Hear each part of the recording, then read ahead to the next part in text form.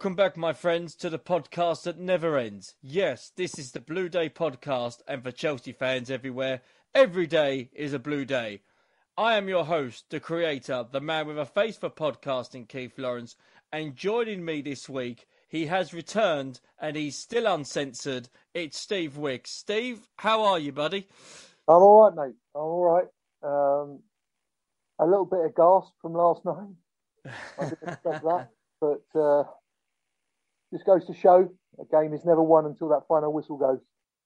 But my God, talk about having victory getting victory from the jaws of defeat. Real Madrid certainly know how to do that, don't they? They certainly did, and Mr. Ancelotti, former Chelsea manager, was probably the most calmest person on the touchline. He was unbelievable last night, just how calm he was, and everyone was just going crazy. But it was a superb game, and listen, it's not a bad thing losing to the eventual European champions. We've done it before. That will never happen to you. Liverpool will beat them. So I'll tell you why. Because I don't think defensively they cope with Liverpool's front five, front three, whatever out of the five they choose. That Diaz, we talked about it before. What a signing that boy. Tottenham must be absolutely devastated. Devastated. Because they had him in White Hart Lane and they lost him. Deary me.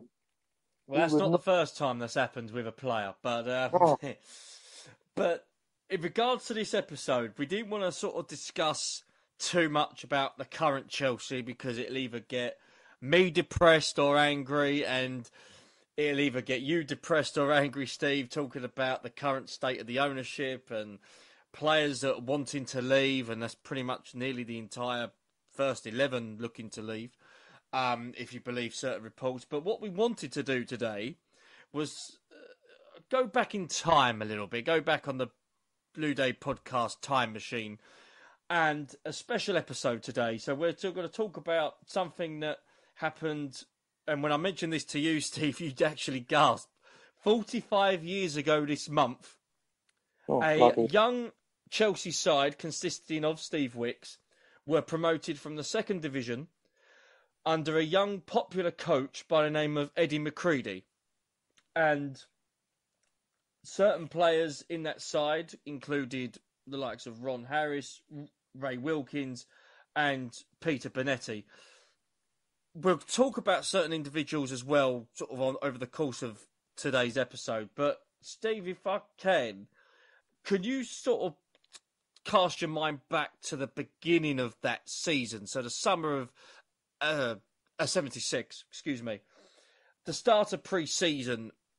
What was your expectations going in, and what, if you remember, what was the conversations like between yourself or the team and Eddie involving the promotion campaign? Well, the year before, the youth team were basically promoted to the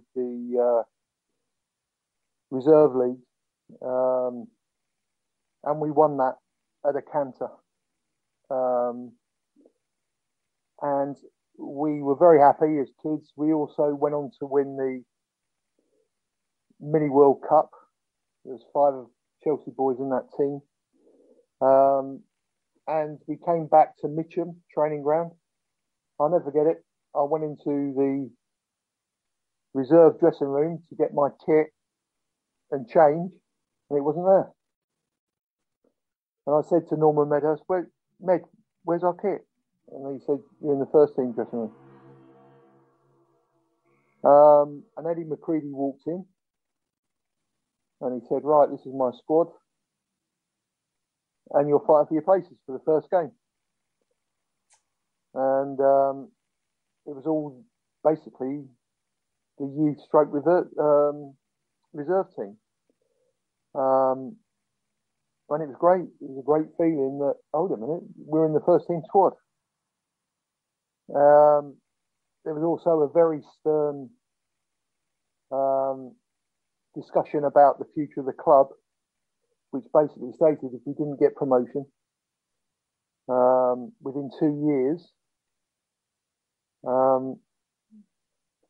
the club would basically go bust. and going to administration. So on the bright side of things and the nice side of things, there was a great atmosphere in terms of enthusiasm, but there was that big black mark over the head, which meant that, you know, we've got to do the business. But there was belief. You know, we'd known each other from the age of 12. We'd come through everything together. And there was a belief that we could do it. A real belief. And was it important for the young players that are coming through the first team to have the sort of iconic names that were part of that side, the likes of Bonetti and even John Dempsey to an extent as well, although he weren't playing as much at that point, but he was still an integral part in helping you guys develop into the first team? I think John Dempsey was a lovely man. He was a very good professional. He by that time he was struggling with injuries. He was really, his body had been beaten up, and he was struggling with injuries. Pete Bonetti was an absolute rock in that dressing room. He was, as I said, I was asked to go to his memorial service by his family, and my reply was, it would be my honour and pleasure, because that man to me was not only a legend on the field, but he was a legend off the field. And he was so good in that environment in terms of putting his arm around you if you had a bit of an off day, or putting his arm around you, telling you he believed in you, and you can get a better appraisal than that. And just an absolute tremendous man. And I'm very proud to say to people that he was my teammate and a friend. And then when you look at sort of, again, names, teammates back in the day, but now iconic names, one player, and we'll probably talk about him more than once on this show today, but Ray Wilkins. Yeah. You know, what kind of guy, for those that maybe have not seen him live or only know him through being the coach at Chelsea in certain stints, what kind of a player was he, and what kind of a sort of a teammate was he to you? Well, Ray and I went through, as I said, we won the Mini World Cup together. I knew Ray from the age of, I think it was 13. He was courted by every football club in the country. And it was a good job for Chelsea's sake that his mum and dad had integrity, because he was offered everything to go anywhere. Right. He was a leader. He was our leader. He was captain of Chelsea at 18. The most gifted, talented footballer I'd ever seen. Well, there were two of them. There were two, you know, sometimes what happened at Chelsea, and it was a lot to do with Ken Chiletta, was we signed probably the best two England schoolboys that have been for a long, long time. That was Ray Wilkins and John Sparrow. John Sparrow, yes. Yeah, and if you add Tommy Langley to that as well, because he was in the England schoolboy team, you know, we signed three of the best England schoolboys that were on the pitch. And Johnny Sparrow was up there with Ray. He was courted by everybody. But again, they believed in the Chelsea way. You know, lots of players had got to the first team through the youth system at Chelsea. And I think I played, before you signed your apprentice professional, I think I played about 50 games for Chelsea, and we never lost one game. And there was a belief in that team that, why would you leave this? And that's what I think. And as I said, with the captain of the ship, your Ken Chiletta, who did such a great job, and everyone absolutely adored as a coach, that environment suited everybody, and it would take an awful lot. And there were, you know, Ray had to turn down, or his mum and dad had to turn down a lot of money. A lot of money. And, you know, I'll tell you a little story. I played for Berkshire against Middlesex, and Middlesex hadn't lost a game for 3 years. And we beat them. We had a good side, Berkshire, and we beat them, I think it was 2-1. And Leeds United, their chief scout was a guy called Wally Mell. And he thought I had a very good game. Anyway, he got my address and everything, and he found out where I lived. And the week of the cup final, there's a knock on my front door. And my dad answered the door, and his voice went funny. He went, "Oh my God." I said, "What?" And it was Don Revie and Wally Mell. And they were in London because of the FA Cup. And Don Revie turned up at our house, and he offered me an apprenticeship and a professional contract at Leeds United. Now, that was me. If it was Ray Wilkins, he'd have Sir Alex Ferguson coming down. He'd have everyone. Everyone wanted him. But that Chelsea thing, you didn't want to leave. It was special. Was it special that, in your eyes, because of how they helped you become a professional footballer, and the fact that, as it was, Chelsea did still have, despite being in the second division, they still had that little swagger about them. They still had that sort of Chelsea thing. Did that play a part? Well, when we signed Keith, it was the year Chelsea won the European Cup Winners' Cup final. So when we signed, Chelsea were doing really well. I think they finished fourth in the league. They won the FA Cup the year before. They won the European Cup Winners' Cup, beat Real Madrid.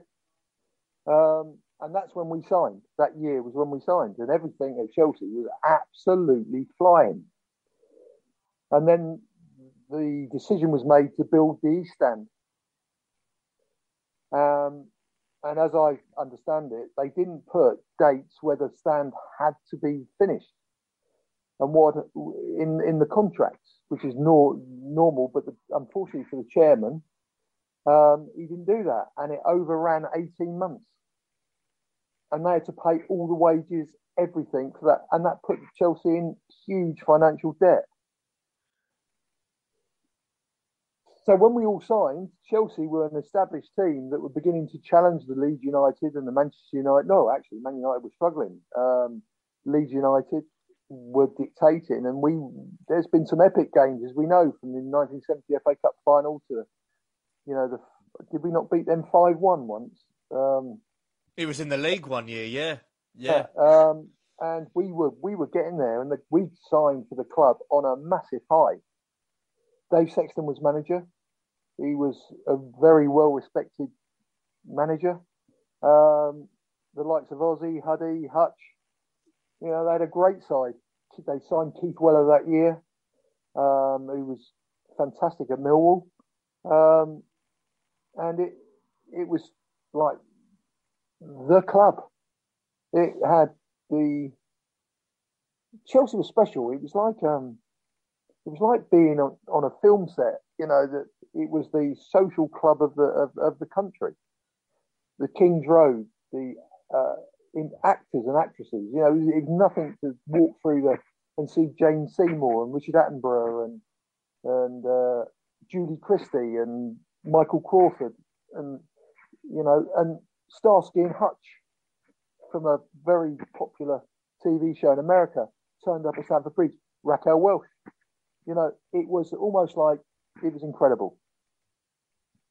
And then, as I said, it hit a massive financial wall. And it was on the verge of going bust and going into administration, which would have meant relegation. And maybe they were talking about going to the third division, as it was, if things weren't met. So we had a 2-year deadline to get Chelsea back into the first division. In the first year, I think we finished about 8th. For the second year, we all knew we were ready. We all knew, because the first year they went up, they still had a lot of older players, and they hadn't gone that thing where they say, right, we're going to back the youth of this club. That only happened midway through the season. And then all of a sudden, everyone was being thrown in. But we knew with a good pre-season, with everyone being together, we'd have a real chance of getting promotion. And we felt that. And you could feel you could feel that belief building as the pre-season went on. And we went to Sweden, had a very good tour in Sweden. We beat everybody, including Malmo, who played in the European Cup, as it was then. And things were looking really good. And we started off with a 1-0 win at Orient, I think. Yep, that's right. 1-0 win against Leyton Orient. It was, looking at my notes, Steve Finiston. Yeah. Scored and the it winner. Started to build from there, really. Well, I was just looking at the results when I did my research, and it seemed as if Chelsea were flying at that point. You know, you beat Orient away, you got a couple of good wins against Carlisle and Plymouth and Bolton. You go away to Blackpool and win 1-0. You then play Cardiff, you win 2-1, and there's a nice little balance of sort of goal scorers. You know, Steve Finiston's finding his feet. He's getting on the score sheet on a regular basis, and you've got a couple of goals in there by Kenny Swain. Yeah. Kenny Swain, we had on the podcast last year, Steve. What was he like as a player to play with at Chelsea? Well, I think he came from Wycombe Wanderers. I think we bought him from High Wycombe. And he was an absolute gem of a signing. He fitted in as a person, as a human being. He fitted in fantastic. He was very, very technically gifted, quick, and very dedicated. And he just fitted in absolutely. I think Dario Gradi was behind that signing, to be fair. And he was just an absolute dream to play with. He'd work hard. He had everything. You know, I always go back. If there's one game I remember, was when we played Tottenham when Ardelius and Villa made their debuts, and I think Kenny scored twice that day. And he was brilliant signing. And him and Steve Finiston up front were a real handful. And I remember sort of recently when ITV4 have been showing the big match with sort of past Chelsea games, and you sort of see the atmosphere sort of with like the young Chelsea supporters, and not many people wearing like Chelsea retro shirts like they do now, like with this season's kit. But what was the atmosphere like at Stamford Bridge around that time? Because again, the ground's completely different to what it is now, and sort of looking at again how Chelsea were as a club. What were the gates like? What was the atmosphere? Was there sort of again? You talked about it at the start about the expectations of the squad. Did you feel that obviously rubbed off on the supporters as well, that they felt that it was a team capable of winning the league? Well, we were. It's funny because we were like, there was a girls' magazine called Jackie, and we were voted the best looking team in the league. And there was a very, very big female support. The young girls, God, you had Gary Stanley, who was, to me, was the first David Beckham. If someone had got all the Stanners, and then he had everything. He still has the hair to this day, which I cannot believe. You had Ray Wilkins, who was a good-looking lad. You had lots of good-looking boys. So it almost became like I don't know. It was funny because girls were everywhere. Girls were, at the games. They were. It became a sort of a cult following, and the whole club wanted us to do well. I think that was the thing. I think Chelsea appreciate youth team players coming into the first team, and always have done. And I think the support of the Chelsea fans during that time was absolutely vital. And, there was a game, to give you some idea, there was a game where we were doing really well, and we played Wolves at home. And I think Wolves went 2-0 up, and they were challenging us. We were top, they were second, and they went 2-0 up. And all I can remember is the atmosphere and the crowd getting behind us, turn that game round. I think we ended up drawing 2-2. Was this the same season? Yeah. It was 3-3. 3-3. Yeah, and we 2-0 down, and it was like, and I think they scored to make it. We got back to 2-2, and they scored to make it 3-2, and we still came back. But what I remember in that game, we hadn't won the game, but my God, the crowd's appreciation of the effort we put in was unbelievable. I've just got the goal scorers: Ray Wilkins, Ian Britton, and Steve Finiston. Yeah. To make the scoreline 3-3. Yeah, and it was the most, and you felt that togetherness there because they dragged us from the jaws of defeat. They dragged us out of it and got behind us. And my God, when we scored to make it, I think 2-1, the atmosphere was unbelievable, and it was a brilliant day. In the end, although in those days it was 2 points for a win, one for a draw, but it seemed like a victory. And we're talking about the atmosphere and sort of the crowd supporting the team. Over 36,000 for that game against Wolves, and that was in December. And if I remember rightfully, I remember seeing the highlights of it. The pitch was pretty much rock hard. It must have probably been a horrible, cold, proper December British day. Yeah, but you still had over 36,000 there. Yeah, the support was unbelievable. And this is what makes me laugh when people say Chelsea were a small club. Where has Chelsea ever been a small club? The support is up there with anyone. And I remember when we played Southampton, and I had the honour of marking God in his heaven. And that was the most bizarre thing I've ever done in my life. I had to mark Peter Osgood.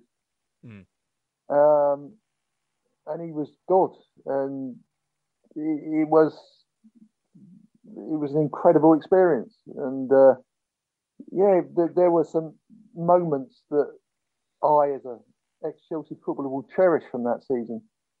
And nothing more than the final game of the season when Chelsea were on a supporters ban. And we looked up and the whole of the Holt end, I think it's the Holt end at Wolves, all of a sudden got their scarves out and it was blue and white, and they were Chelsea fans that had gone up to and bought their tickets and travelled up to Wolves in midweek, bought their tickets and went to the game. And it was unbelievable. I was just going to say, Steve, we'll mention about that game sort of later on, but one particular game I wanted to sort of bring up, it was around the Christmas period again, sort of to 27th of December, 2-0 against arch rivals Fulham. 55,000 at Stamford Bridge for that game, and you look at, ironically, Bobby Campbell was the manager of the opposition at that time. Yeah, it's funny how you think about it from that point, but I'm just looking at that team. Mickey Droy as well was another sort of a stalwart centre half. What was he like as a teammate? And have you got any good stories about Mickey? Joyce was great. At the end of the day, he was great. He what happened is I believe it or not, we played. Tell me if I'm wrong. You got the fixtures there. I think we played Hull the week before.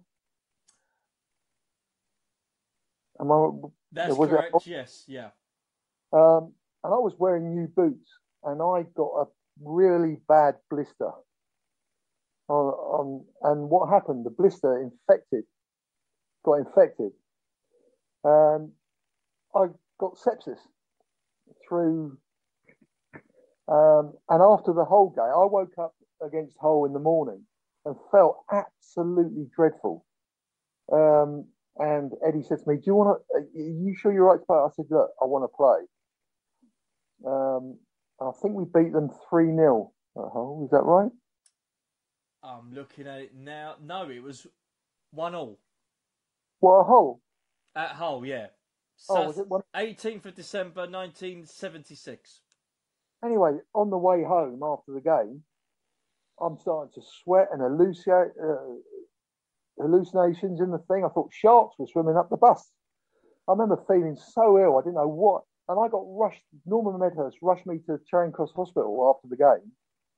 And the infection had gone through my whole system. And I was in hospital for 4 days. And I went to watch I'll never forget it. I'll never forget it as long as I live. Went to watch the game. And this is how fickle and we were top of the league.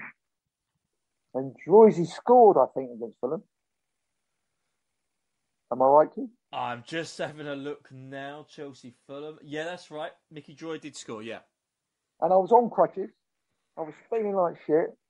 Mickey scored a goal. And this guy turned around to me and said, you ain't going to get back in the team, are you, Wixie? And I thought, oh, thanks. That's all I want to hear. So some supporters can be a little bit fickle. But, I think we lost at Millwall 3-0, and I think Eddie changed the team back to the old formation, I think. But it was there was some great, Fulham had Bestie playing and Marshy and all those people, and it was a great win. That was a very good win and a very needed win as well. Well, I was going to say, because at that period around Christmas time, there was sort of three draws in a row: Southampton, Wolves, and Hull. Big win against Fulham, spanked against Luton 2 days later 4-0, and then get your sort of own back in a way by beating Hereford 5-1. Hereford in the second division. Wouldn't get that now these days, would you? Yeah. But that was our iffy time. That spell, and you always go through those spells. But that was we couldn't win a game, although we dominated games. It was bizarre. And although we dominated games, we couldn't. It was unbelievable. It was almost like someone had this spell on us where we couldn't, win a game. And it put pressure, and we were kids, and it was the first time in our careers really that we had that problem. But again, and the other thing was as well in that time, which was a very hard physical time. All you found was teams wanted to kick you off the pitch. They got stuck into us big time, and we had to, learn the hard way. But we did. We learned the hard way. Did you see that as an intimidation factor from those players to sort of try and get them in your heads and sort of try and get you off your game a little bit? Did you sort of see that sort of as you progressed through the years as a footballer, and then when you saw that later on, do you think that particular side of the game has gone completely, or do you think that there's still something there that is still used in today's environment? No, not at all. To be fair, some of the tackles that Ray, for example, had to endure, because that's the one person they went for. Ray Wilkins, they absolutely went for him. What he had to go through, players wouldn't be on the pitch now. They wouldn't be on some of the tackles that used to, he wouldn't be on the pitch. They'd have been sent off. They intimidated. There were elbows flying around. There was punches. There was, you go down and they'd like step on your hand and kick you, and it was real intimidation, especially away from home. Not so much at Stamford Bridge, but away from home, they were bullies. But we dealt with that, and we learned by that. Again, what we tried to do was then play the football to beat them, and the majority of the times we did that. We outplayed them. And sort of talking about Eddie, sort of just for a second in detail, what was he like as a coach? How am I going to put my words right in regards to like being more sort of thoughtful in the training ground and sort of types of training and sort of looking at the opposition more? What type of coach was Eddie? Eddie was he was a passionate coach. He was tactically, I think that was left to Ron Stewart.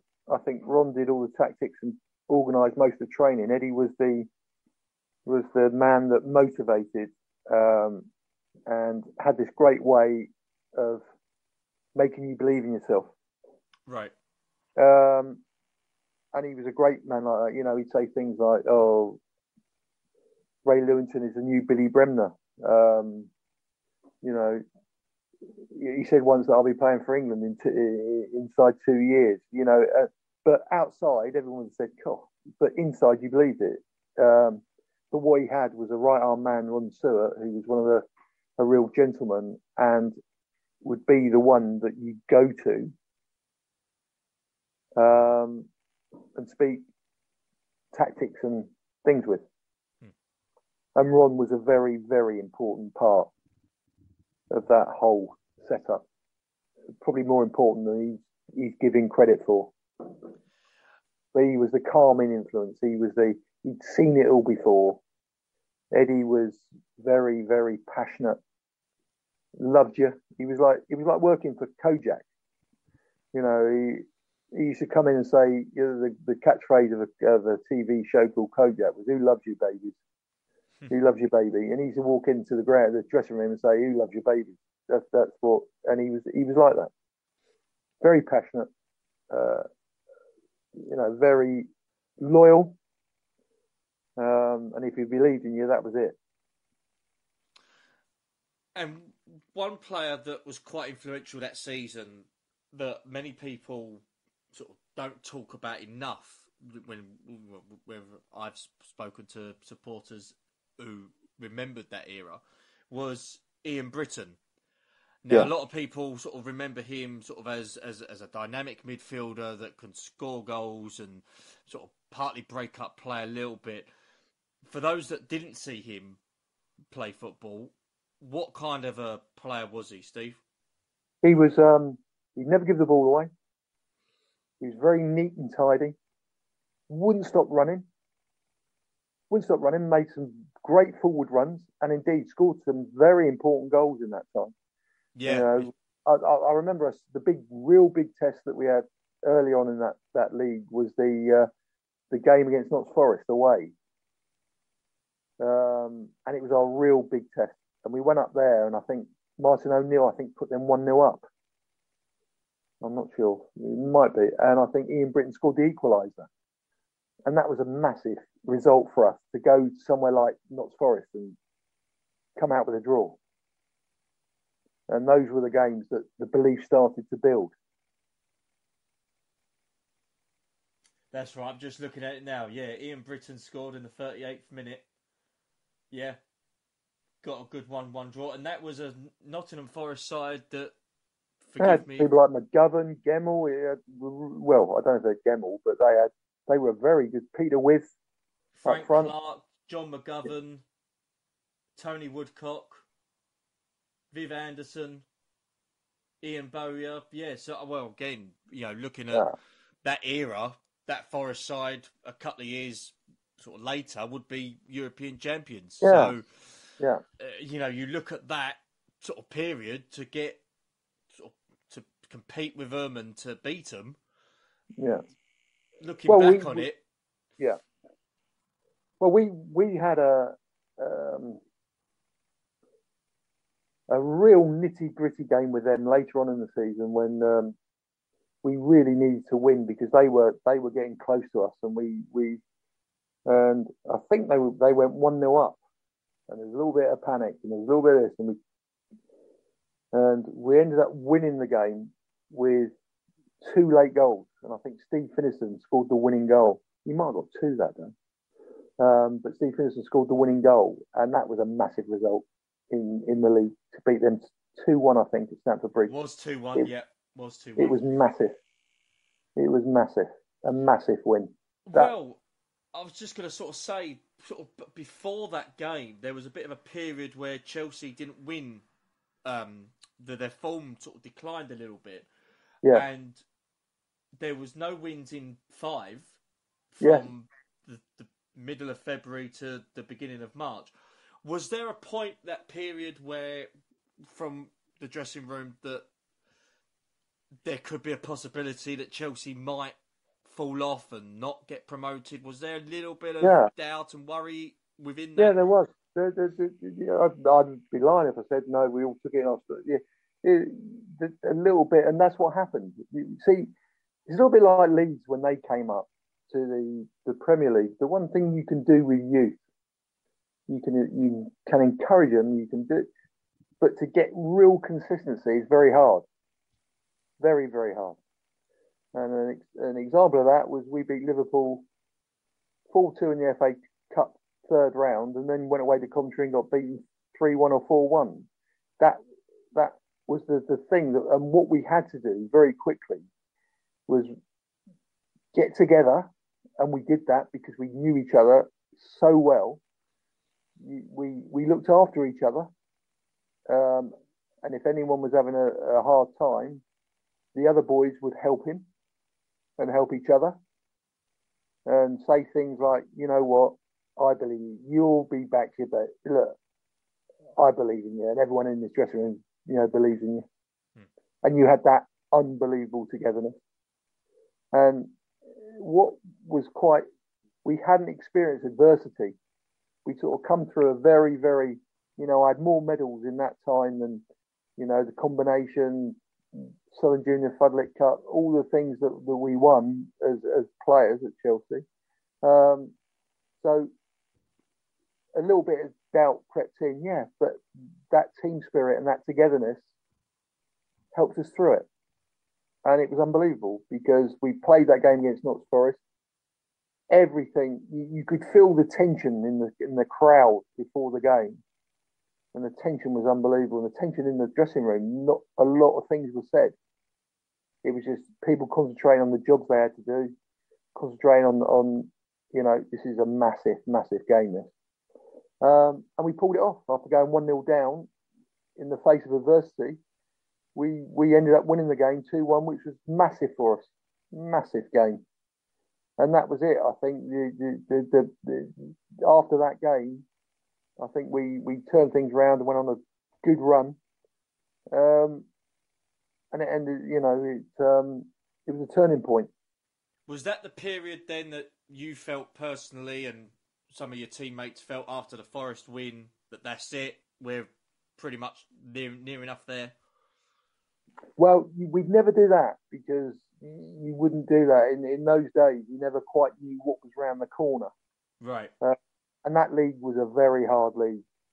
And what that did was, up until the Notts Forest game, you heard a couple of players saying, I feel knackered, I feel tired, and it's state of mind.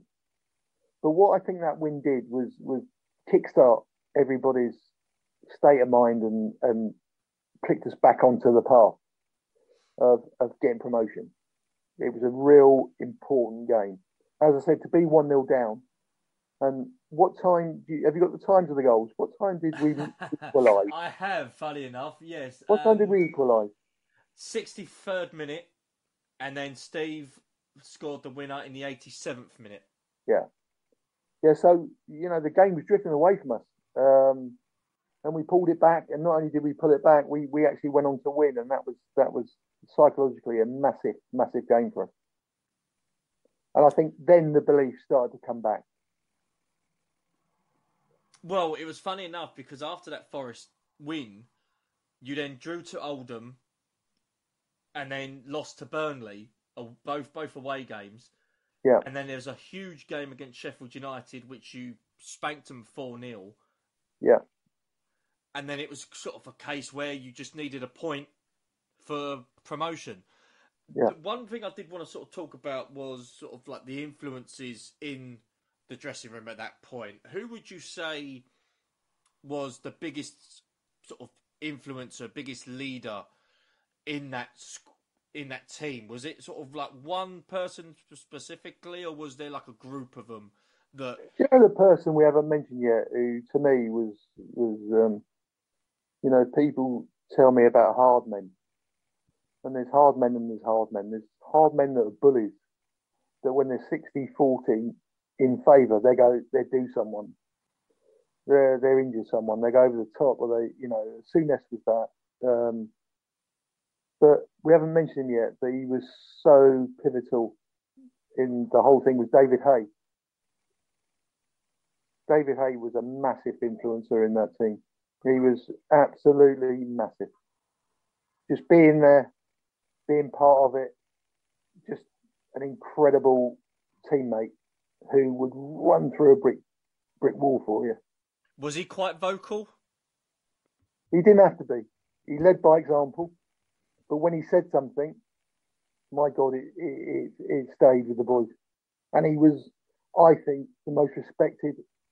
Him, along with Pete Bonetti, were the most respected players in that squad. Interesting. When you talk about sort of players, and again, people talk about that particular team, they talk about Wilkins and Harris. But when you talk about players that many people don't know, and some of them don't sort of actually remember, when you talk about some people like David Hay, and there was one sort of another player that I wanted to sort of talk about was a Gary Locke. Oh, Lockie. God. You know what? Some Chelsea supporters who I've spoken to, they still remember Gary, and they've still said that he should have played for England. He was good enough, and he should have played at a higher level. What was he like as a fellow defender? The unluckiest Chelsea player never to ever play for England. He had everything. He was a very good defender. He got forward, he had a great cross, quick and consistent. And he was a great player and a lovely lad.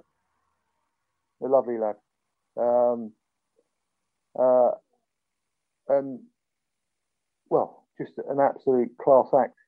And I think that, Lockie, to be fair, could have signed for other teams. People were after him, but he was very Chelsea orientated and wanted to stay at Chelsea. And his best mate was Ian Britton, and they were very close. But it wouldn't have entered his head to have left Chelsea. Right. He was a very, very, important part of that team. And then one sort of particular key player in that side as well that we briefly touched upon him, but because of his looks rather than his playing ability, was Gary Stanley. And now, I've heard some interesting stories about Gary from certain people that will be kept nameless for the benefit of the show. But was he the same character on the pitch as he was off it? Yeah, he had a little bit of something about him. He had belief in himself, and he had a little bit of stuff. He had a great shot either foot. He had the most unbelievable shooting ability. But he was just that. But he was different to what we had. And the one thing we had in that team, which teams couldn't cope with, was pace. Right. And our build up was very quick. And some of the football, you forget the lovely football we played. When you watch some of the videos, which Ronnie George has got loads of the videos, the way we attacked with pace was unbelievable. Teams couldn't cope with it. And there was no bigger exponent than teams not being able to cope with our pace than when we played Liverpool a year later in the third round of the FA Cup. They couldn't cope with our pace and how quickly we attacked. I think that's what helped us in terms of the crowd got behind us because they enjoyed the way we played football. I think they enjoyed the style of play. And the other guy that we must never forget within that team was Ray Lewington. Ray Lewington, yep. Because he did the nasty things fantastic. He did the work and allowed Ray and Stanners and everyone to play. Everyone says he's a Chelsea guy, the holding midfield player, Makaleli. And there's a role in football now called the Makaleli role. That's But right. Ray did that unbelievably, and allowed the likes of Stanners and the likes of Ray Wilkins to express themselves because he did the donkey work, and he never quite got the praise he deserved. Every footballer that played with him loved him because if you were going into war and you wanted someone by your side, you choose Ray Lou every time. Interesting you say that. I spoke to a couple of people about players of that squad, and Ray's name came up, and they said that even when he was playing, they knew that he had that sort of ability to be a coach. And you look at his career. I mean, it's absolutely fantastic, and the fact that many people don't seem to sort of know this, but he did start his career with Chelsea. Do you know what? The one thing about him, vocally, he was the one that used to shout and help with his vocally. He was very important. He was the mouthpiece of our team, and that enabled Ray and, as I said, Stanners and Swaney and everyone to express themselves. He was their insurance policy. See, every team has one. Every team has one. Yeah. Mind you, I have to say, I think Mr. Tuchel needs to take note about how to attack with pace.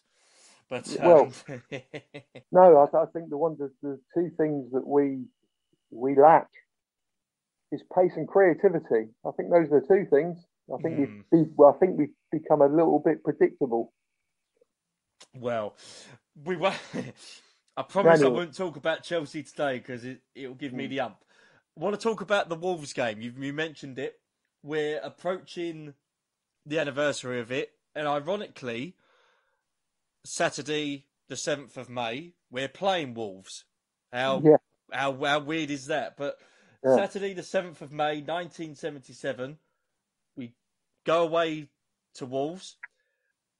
The attendance I've got is over 33,000. How many of them do you think were Chelsea supporters? Bearing in mind the story that you've already said, and we've had other players say it on the show before, that Chelsea fans weren't meant to be allowed at the ground. Well, I would say, I asked the steward actually, I said, how many people get in that end? I said, what fills that end? And that Chelsea thing was absolutely full. And he said 6,000. Right. And bearing in mind we were banned, that's a bloody good show, isn't it? That's not bad. That's not a bad turnout. And all I can remember is going home in the coach was the blue and white scarves and everyone going mental in their cars, going down the M1 back home, M6 back home. Everyone was going absolutely mad in their cars. It was. The sad thing was, we scored first. I think Tommy Langley scored. That's right. Langley scored an early goal that game, and we were all over them. When we went 1-0 up, we should have made it 2 or 3. And we missed glorious chances. And they never really had a shot. And then I'm trying to think who scored. Who scored for them? John Richards. Yeah. He scored a worldie from nowhere. And it knocked us a little bit because we knew we should have won that game. And what minute was that? The 79th minute. Yeah. And we were gutted. We were absolutely gutted. And then we realised that we needed a point to get promotion. And they just backed off and let us have the ball because they were scared. We'd actually caused them so many problems in that game that they were quite happy with a draw. Yeah. And they just backed off and let us just have the ball. And we were passing the ball across the back. It was like watching a game today, in today's football, where the back four, we just kept the ball. And Bobby Gould said to me, just keep it. I'm not going to close you down. Just, it's what we both need. Just let's get a 1-1 draw here. And they were happy with a 1-1 draw. It was bizarre. I think we had something like 40 passes without them touching the ball in our own half. And we got the Astonishing. draw. We got the draw we needed. The Chelsea fans were absolutely, all they wanted was to get back to the first division. And the scenes, were just unbelievable because both teams were celebrating on that day. And it was just incredible atmosphere. What was said at the dressing room at the final whistle? Did Eddie say anything to the players, or was it just, He just said, you know what, boys? He said, you've been magnificent. He said, you have been absolutely magnificent, and you've got us back where we belong. And he said, the other thing is, all your wives and girlfriends that are up here can come back on the coach. We've got a massive party all organised. The chairman's organised a party. And we're going to have a great night. Thanks for all your hard work and dedication. I remember it. He was nearly in tears as well. He was nearly in tears. And it was a lovely time because, my God, we had to deal with so many things that we hadn't effectively experienced before. And we still had the balls, excuse my French, to actually see it out. And it was quite nice. The true Chelsea on how we could play came out in the final 2 games of the season. Was it 2 games of the season? Yeah, Wolves was the second to last, and then we're Hull at home, which I want to talk about. And again, for those that perhaps have not seen it, find it on the ITV Hub. I'm sure it might be on there. It's called The Big Match. 14th of May 1977, Chelsea were at home to Hull. The reason why I mention it is because every time Chelsea scored, fans would just run onto the pitch, and this was without the stewards that you have now, and it was a lot easier to get onto the pitch back then, as it's a bit hard now. And you had Eddie on the microphone asking the Chelsea supporters to stop going on the pitch. You had the police there to try and sort of corner off certain of the supporters, but you had kids going up to likes of yourself and Ron and Peter Bonetti and Steve Finiston. What was that game like against Hull? It was bizarre. Was that something you've never experienced before? And what stories have you got for that game? Well, I just think we were totally relaxed. We got promotion, and we played absolutely out of this world in that game. I think we went 2-0 up. I think the problem started when we went 2-0 up and the celebration started. And I think the real pitch invasion was the third goal, where so many thousands of people ran onto the pitch. It was unbelievable. It was like a tsunami of supporters. Wasn't there talk that the game might be actually called off because of the... Yeah. Yeah. Well, what happened? When we scored the fourth, they did it again. Yeah. And the referee said, I'm telling you now, if it happens again, I'm calling the game off. So they got Eddie to go on the mic and say to the supporters, look, we're winning this game. If you come on again, they're going to cancel it. The game's going to be postponed for another day. We're winning the game.